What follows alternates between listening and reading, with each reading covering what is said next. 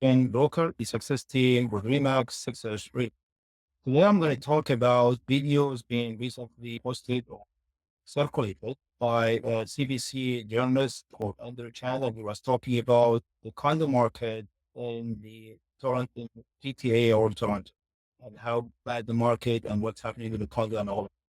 So personally, I like what Andrew Chang posted and everything, but I'm going to add my insight as an expert and someone who has an experience in corporate analysis and dive deep and find if there is an opportunity out of this kind of news, which most people, they see it as a bad news, but I see it as an opportunity for some people to make money out of that.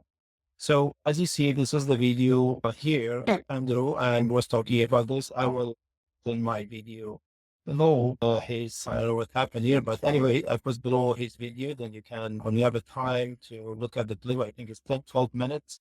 He started a couple of things I wanted to highlight. First of all, in his video, he started on, he was talking about a condo in the downtown, seeing this condo to be a studio, is very small condo, was listed multiple times from 479 all the way to 423, or wasn't listed or sold or sold. I'm not sure about that. So he's explaining here how the listings are staying longer than expected for the condos in the downtown core, which is true. I had no dispute. Now, one thing to mention that this is studio. So studio are all demand and studio mostly are, owned by investors, right? So this is one point. The second point, later on, he was talking about he was explaining here, okay, the forward. Yeah, he was meeting some experts, industry experts, some agents. They were saying most of the buildings are empty and vacant, nobody there and all of that. Now, let me explain one thing. The downtown Toronto is designed to be mostly for less family and more single, bachelors, couples, international students, and so on. So when we have this kind of category of people, first of all, we are in the summertime, so most of the time, international students are not here, they're back home. And there's something to talk about the international student as well to explain all the international student. Everyone knows that we have two types of international students. The one they came recently and we have a noise about them in the media and everything.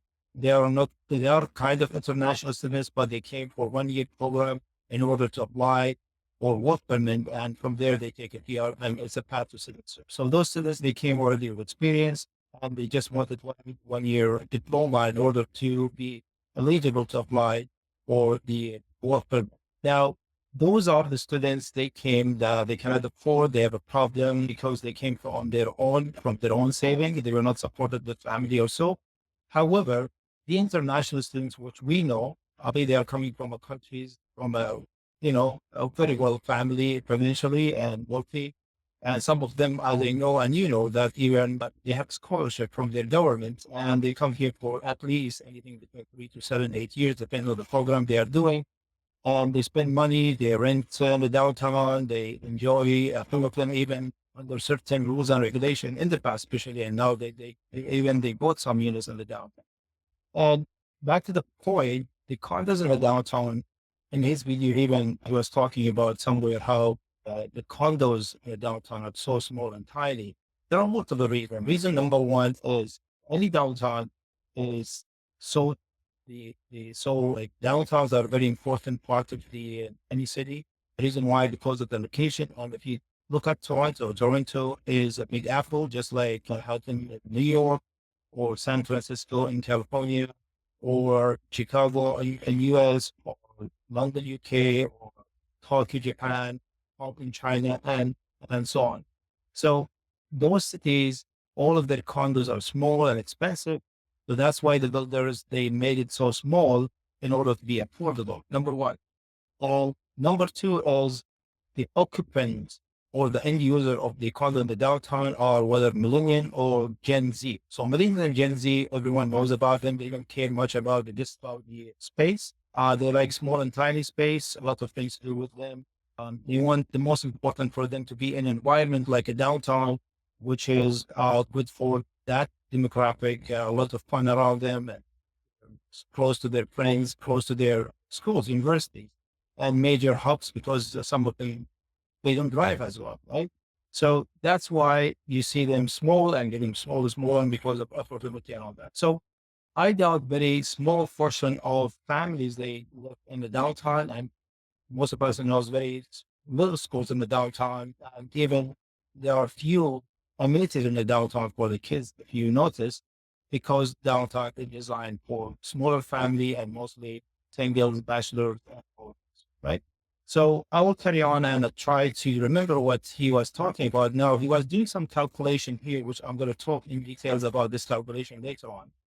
If you see here, I'm not here to debate what he's calculating is absolutely correct, but I'm going to sort of show you an Excel sheet and dive deep how this calculation work in your favor if you are a buyer, especially an investor buyer, right?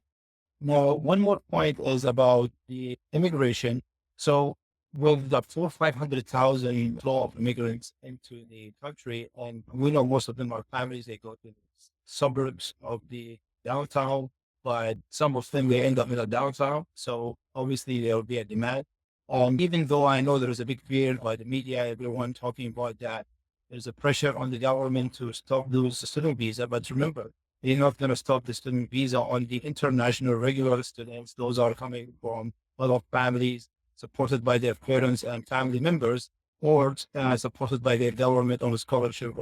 Those are the students, though they came on that program for the last 2 years post COVID, and they ended up, it was a loophole, to be honest, in the law or the way they came. I can't say they took advantage or not, but it was done not appropriate.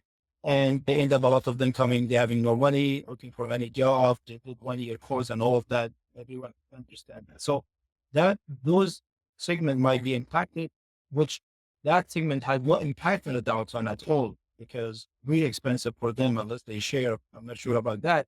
But the international selling flow will continue. The reason why, because Canada's safe. Canada has very big name in the world. Canada's universities and schools are ranked the top in the world, and affordability as well. Canada, in fact, is more affordable than London, UK, Tokyo, Japan, San Francisco, California, and even Manhattan, New York. So remember that. So demand is going to be there.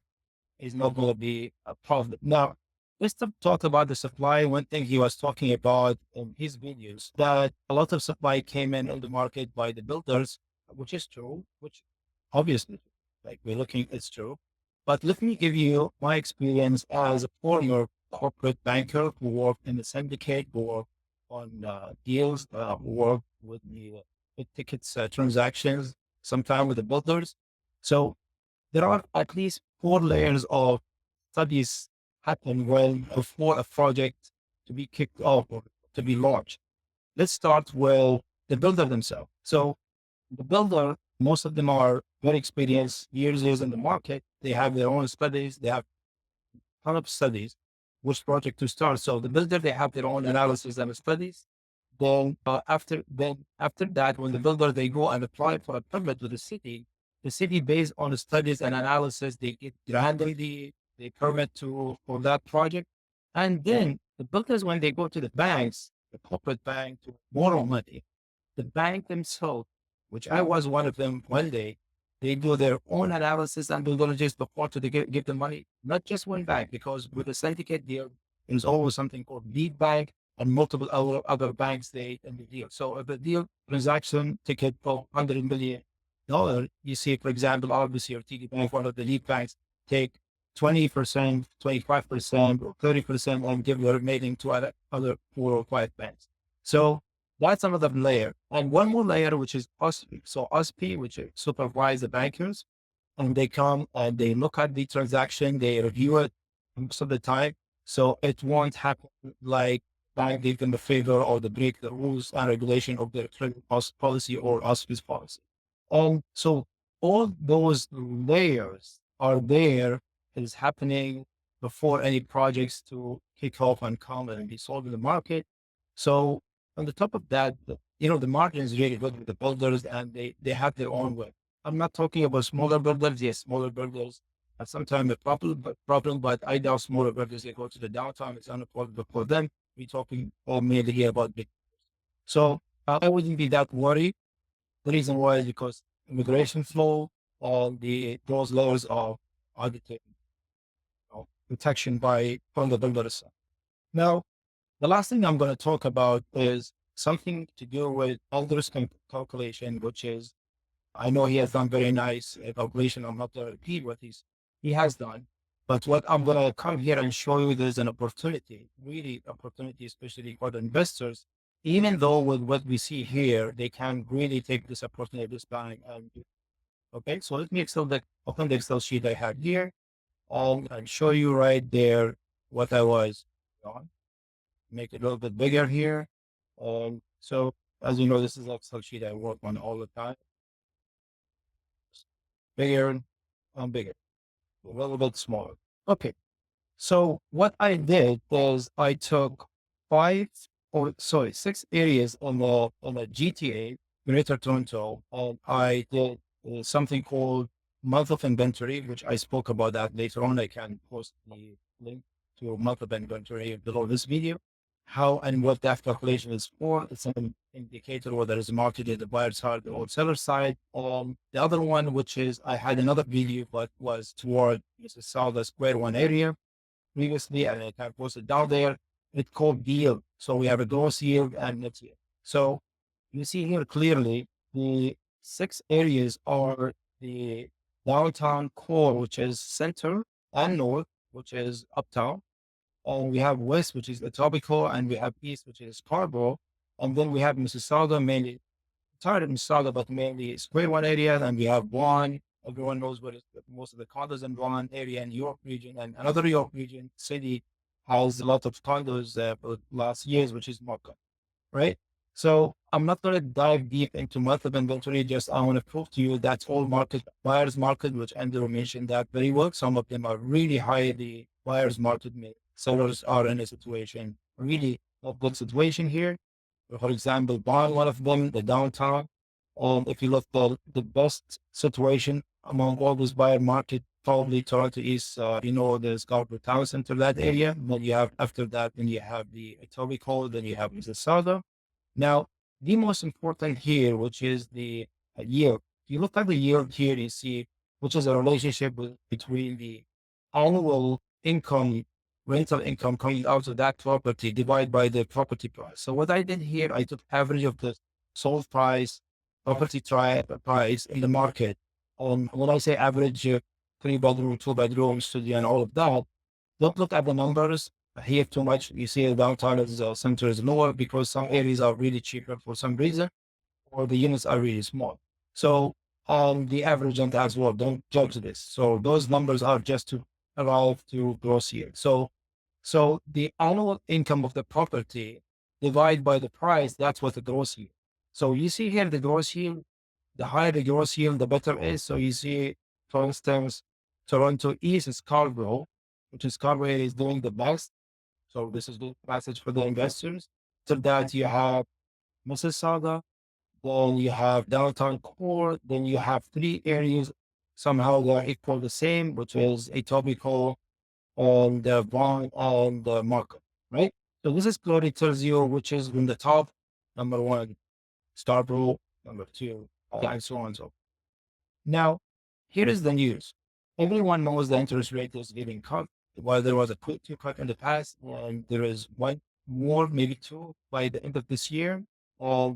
The plan, even furthermore, by Bank of Canada, if everything stays in a good condition, is to have furthermore cut by 125 bps for the next year. So we're talking by end of 2025, the interest rate for the variable mortgage is going to go anything between 3.5 to 4. Now, what that is important here, because when you calculate the net yield is going to include the condo fees and the property tax and the interest portion of the payment you're paying it to the bank. Okay. So some people, they refer to it as a cash on cash or the cash flow positive negative. So imagine interest rate goes down, and everyone knows interest rate really tie with the property price. Why? Because 77% of the Canadian, they borrow their money from the bank. It's a very high ratio. So that's why the bank flow of the money controls the Canadian real estate market. So if there's no money or less money or expensive money, real estate goes down because less people are going to buy or will have appetite to buy. If that money is cheap or a lot of money in, which happened in the past, a lot of people will go and buy property And that's why the demand grows and people try to complain about the supply and all of that, which in my opinion, I don't think it is a supply issue. So the interest rate goes down, mean the yield, the net yield will be improved. Your expenses will go down, your cash on cash, your cash was going to be positive. On the other hand, the price is going to climb, go up gradually and slowly. With those numbers we see, which is they are really very down, they're going to go up. So that what will create is better yield, gross yield, and better net yield. And this is what the opportunity is right now. Right now, with the prices going down, there's an opportunity which is in the future is going to be better gross yield, better net yield, which all in all, if you exit 5 years, 10 years, 15, 20 years, whatever from now, or 30 years, is going to be really, really good investment. Remember one thing, real estate is medium to long-term investment, never being short-term. When I say short-term, even 3 years. Okay, so 3 years is not that great. We're talking about five. That's most of the bank they give you 5 years term. So 5 years, 10 years, 15, maybe 25 and 10. That's what most of them work with. However, other assets like crypto, stocks, those assets, those are short term where overnight you can sell. Yes, you can make good money out of them sometimes not. But this is a very important message to do not treat real estate as I know one of my clients came the other day and he told me putting my money in GIC and GIC gives me 4 or 5%. Remember one thing, the GIC rate, even if you will fix, is really tied to the interest rate change in the market. And if we reach a point, which I don't think we'll reach that point, it could be the bank give people interest based on 4 or 5%, and the bank take that money. The bank cannot find people to them they buy that money too. I remember bank they cannot just throw their money on credit card because credit card is 20%. So banks they have rules and regulation. They go by OSFI rules and regulation, by Basel 1 and 2, 3 international rules and regulation. They have to have a portion for each asset class. Asset means the money they are lending to. So if nobody's buying real estate, they cannot really build real estate, which is the biggest portion of the bank asset and corporate. So that's going to be a problem. So that's why the interest rate has to go down, meaning those deposit rate has to go down. Real estate is long-term gain as well. Where you make money, sometimes having the market goes up and opportunity to sell.